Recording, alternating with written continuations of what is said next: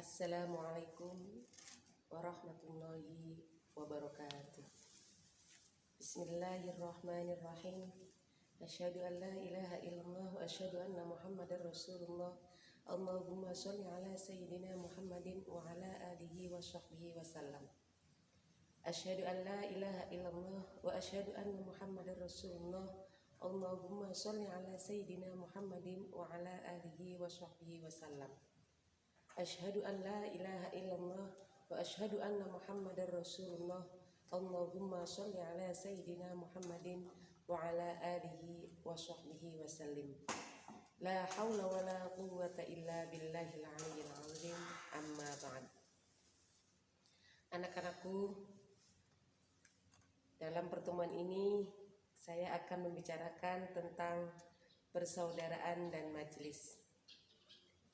Persaudaraan kalau kita kenal dalam istilah Islamnya yaitu adanya ukhuwah Islamiyah, adanya ikatan antara muslim yang satu dengan muslim yang lainnya. Hal ini bisa dilakukan jika yang pertama memiliki rasa ikhlas membantu sesamanya.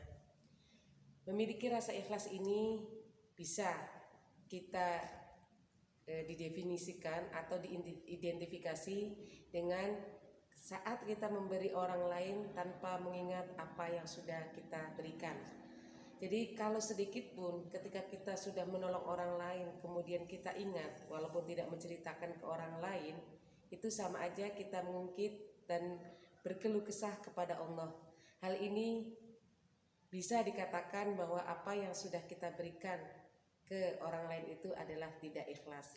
Kalau mungkin analoginya yaitu seperti maaf, ketika kita membuang sesuatu yang tidak baik atau kotoran, maka biasanya kita tidak akan pernah mengingat kotoran itu.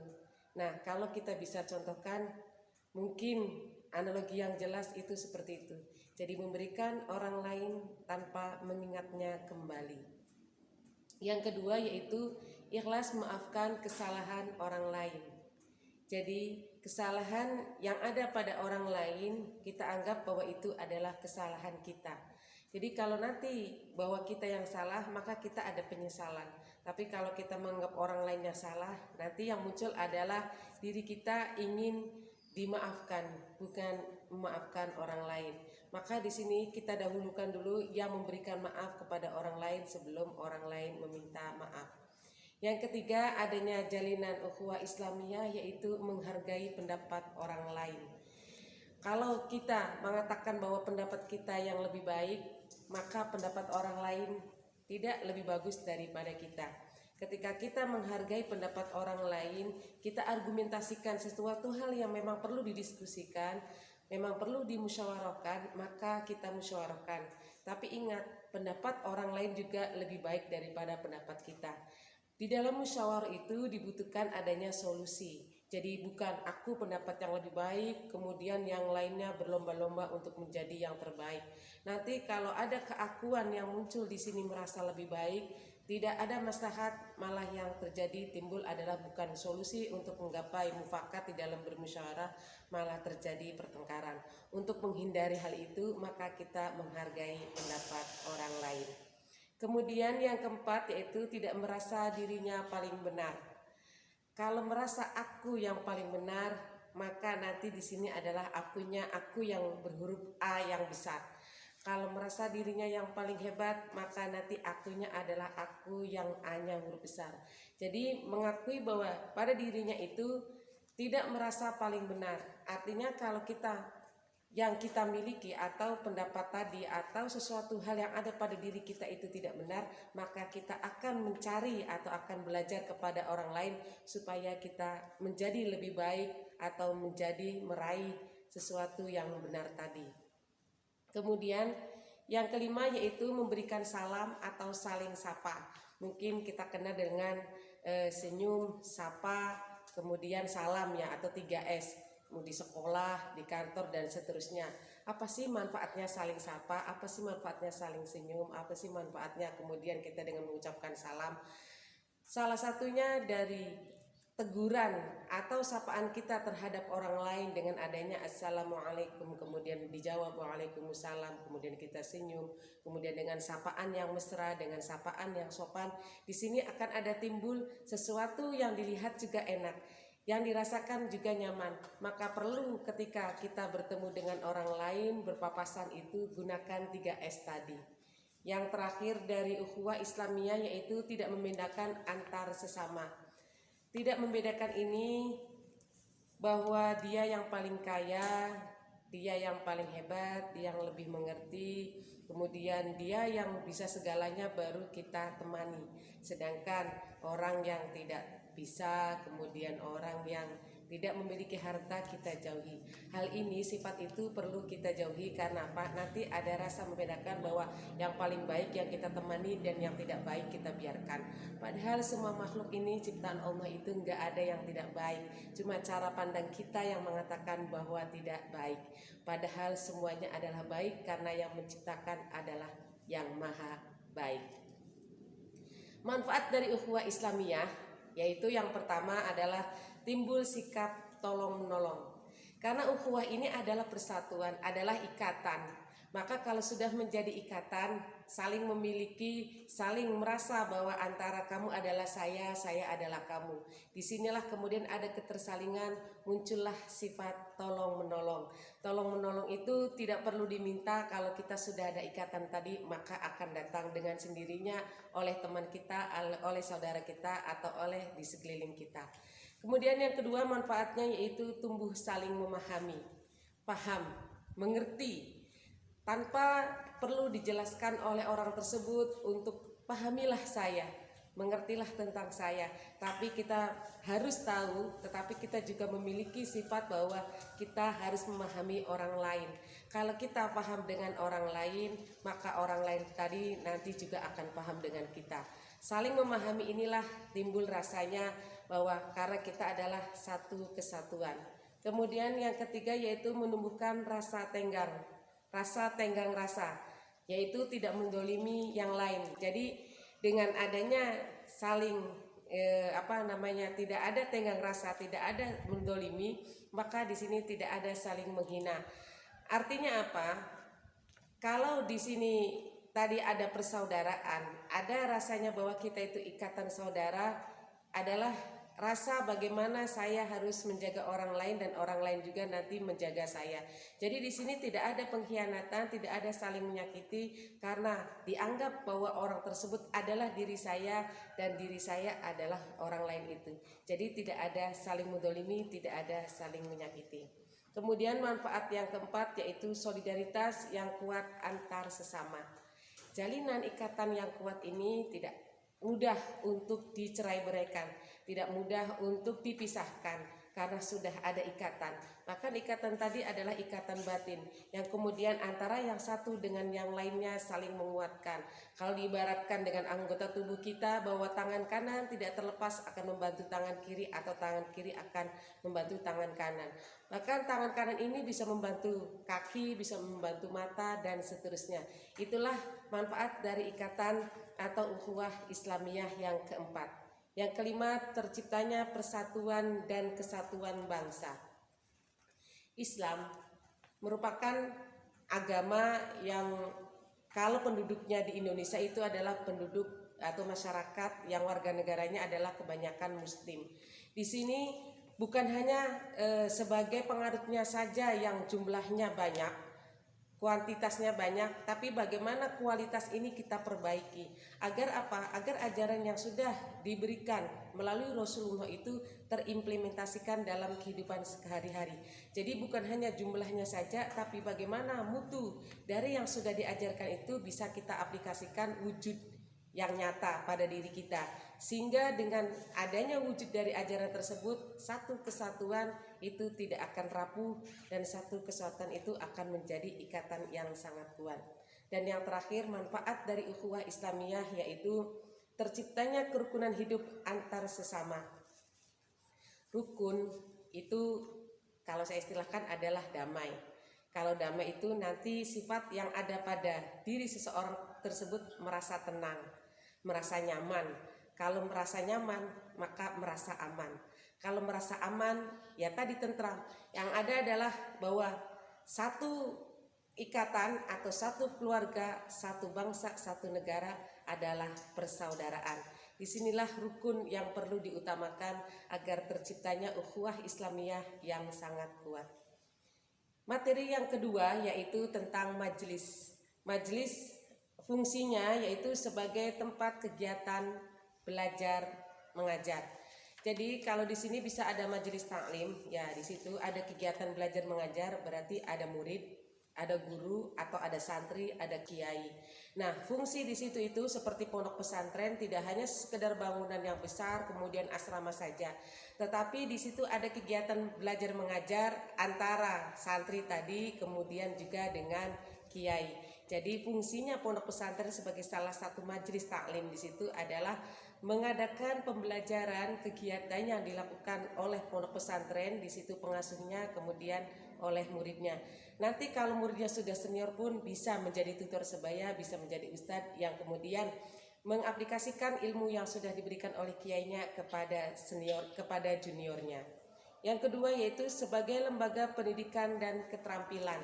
Jadi fungsinya majelis juga karena di situ ada murid, ada guru, maka bisa juga dijadikan sebagai tempat pendidikan. Tempat pendidikan tadi seperti pondok pesantren, zaman sekarang ini sudah ada pondok pesantren yang di dalamnya mengajarkan tentang wirausaha.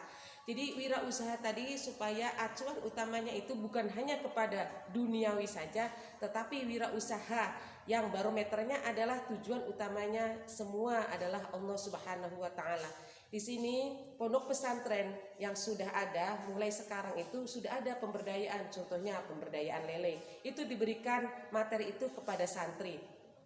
Kalau dulu santri itu bisanya hanya sekedar masak, nyuci, kemudian ya hal-hal yang seperti itu bersifatnya di dapur. Tapi sekarang sudah banyak sekali pondok pesantren yang membudidayakan, yang memberikan skill kemampuan wirausahanya kepada para santrinya. Maka di sini fungsi pondok pesantren tadi adalah sebagai majelis untuk mencapai keterampilan. Yang ketiga yaitu sebagai wadah kegiatan dan beraktivitas.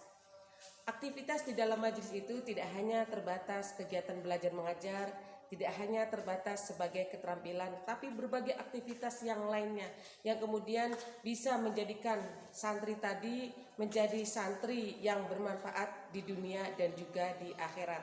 Karena apa? Kehidupan yang sesungguhnya itu sebenarnya bukan dimulai dari dunia. Kehidupan yang sesungguhnya adalah dimulai dari akhirat. Namun karena bekal untuk menuju akhirat itu ada di dunia, maka santri tadi diberikan keterampilan, diberikan aktivitas supaya tujuannya tadi bermuara kepada Allah Subhanahu wa taala. Walaupun hidup di dunia, namun semuanya nanti akan bermuara kepada akhirat. Kemudian yang keempat yaitu majelis sebagai pusat pembinaan dan pengembangan potensi. Ya, potensi yang ada pada diri santri ini biasanya akan semakin terasah, akan semakin terlihat kalau sudah dijadikan sebagai suatu komunitas di dalamnya. Seperti tadi contohnya pondok pesantren. Di dalam pondok pesantren ada yang mengutamakannya bahasanya, skillnya. Kemudian ada yang mengutamakan kitabnya, ada yang mengutamakan kiroahnya atau Al-Qur'annya, ada yang mengutamakan usahanya. Maka di sini majelis tadi adalah fungsinya untuk menjadikan pembinaan serta pengembangan bakat yang sudah dimiliki oleh santri, kemudian supaya bakat itu menjadi sesuatu yang lebih baik lagi atau lebih dikembangkan lagi menjadi inovasi yang terbaru. Kemudian yang terakhir manfaat majelis yaitu sebagai jaringan komunikasi, ukhuwah dan wadah silaturahmi. Jadi di dalam pesantren ini yang saya contohkan adalah pesantren, karena pesantren menurut saya adalah lingkungan yang kompleks sekali, yang di dalamnya ada lingkungan masyarakat, kemudian ada orang tua, juga ada pendidikan. Nah, di dalam itu dijadikan wadah bagaimana saya mengenal antara santri yang satu dengan yang lainnya. Saya di Cirebon berkenalan dengan orang yang dari Surabaya, berkenalan dengan orang dari Riau.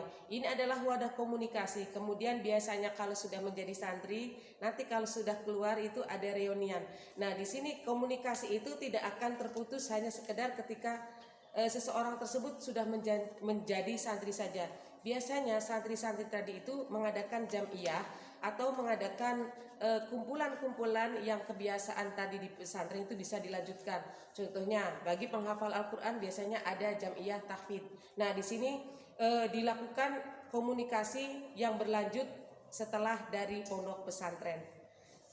Kemudian tujuan diadakannya majelis yang pertama yaitu jamaah dapat mencintai dan mengamalkan Al-Quran. Nah di sini adanya majelis karena majelis tadi itu adalah sebagai tempat untuk saling adanya pembelajaran tadi, maka digunakan sebagai amalan atau mengaplikasikan ilmu Al-Qur'annya yang seperti tadi saya contohkan, yaitu ketika sudah menjadi alumni, maka di situ mengadakan jam'iyah tadi. Ini karena apa? Karena adanya rasa saling cinta, saling menghargai dan saling memiliki antara yang satu dan yang lainnya. Yang kedua yaitu jamaah menjadi muslim yang kafah. Apa sih muslim yang kafah itu? Adalah muslim yang sejati. Muslim yang sejati adalah mewujudkan, mengimplementasikan, mengaplikasikan ilmu keislamannya itu pada dunia nyata. Bukan hanya sekedar wacana, bukan hanya sekedar pengetahuan, tapi menjadi ilmu. Bagaimana sih? Yaitu peduli sosial, peduli terhadap orang lain, peduli terhadap lingkungan, pemaaf, memaafkan orang lain. Jadi kitanya yang aktif, kemudian cinta, saling mencintai, dan yang terakhir yaitu pengorbanan. Keempat tadi itu wujud, karena wujud itu adalah dari orang yang kita teladani, dari Nabi yang kita teladani, dari Rasulullah yang kita teladani, yaitu Nabi Muhammad Sallallahu Alaihi Wasallam. Kemudian yang ketiga yaitu jamaah dapat melaksanakan ibadah harian sesuai dengan syariatnya.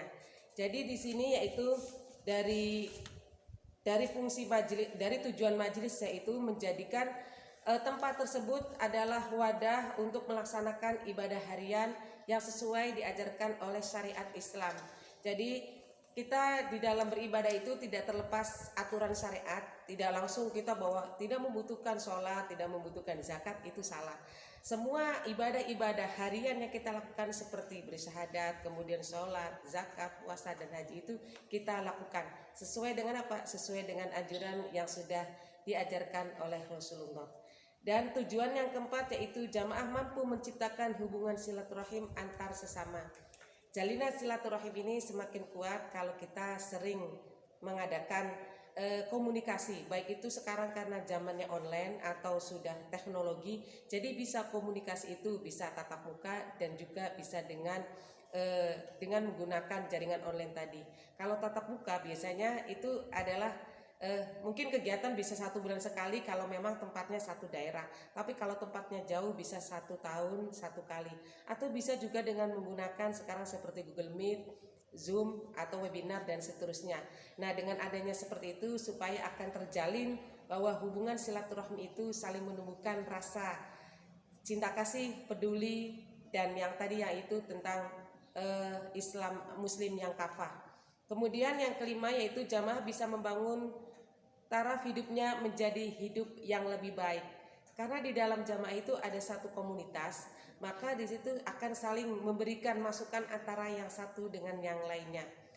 Memberikan masukan atau memberikan solusi antara yang satu dengan yang lainnya, karena bahwa orang lain itu menganggap temannya, menganggap orang lain itu adalah dirinya, sehingga ketika melihat orang lain yang mungkin berbuat salah, dia akan memberikan masukannya supaya apa? Untuk diperbaiki. Nah anggapan-anggapan seperti ini adalah terjalin itu karena ada jamaah tadi, karena sudah adanya rasa persaudaraan tersebut, sehingga tidak mau seperti diibaratkan di dalam keluarga, jika ada adik kita atau kakak kita atau orang tua kita yang mungkin berbuat salah, maka kita berikan masukan karena orang tersebut adalah orang yang kita cintai. Kemudian tujuan yang terakhir yaitu jamaah memiliki akhlakul karimah. Akhlakul karimah itu adalah akhlak yang sudah dicontohkan Rasulullah, bagaimana kita memperlakukan orang lain itu seperti diri kita sendiri, yaitu akhlak yang tadi ada 4 unsur tadi, pemaaf, cinta, peduli, dan pengorbanan. Akhlak karimah inilah yang menunjukkan bahwa muslim itu adalah muslim yang benar-benar muslim yang sesungguhnya. Itu saja pemaparan dari saya. Banyak hal yang dapat diambil kesimpulan atau manfaat dari majelis dan persaudaraan. Semoga kita bisa melaksanakannya wujud menjadi muslim yang kafah. Ihdinas siratal mustaqim wallahu muwaffiq ila aqwamit thoriq wal afu minkum. Wassalamualaikum warahmatullahi wabarakatuh.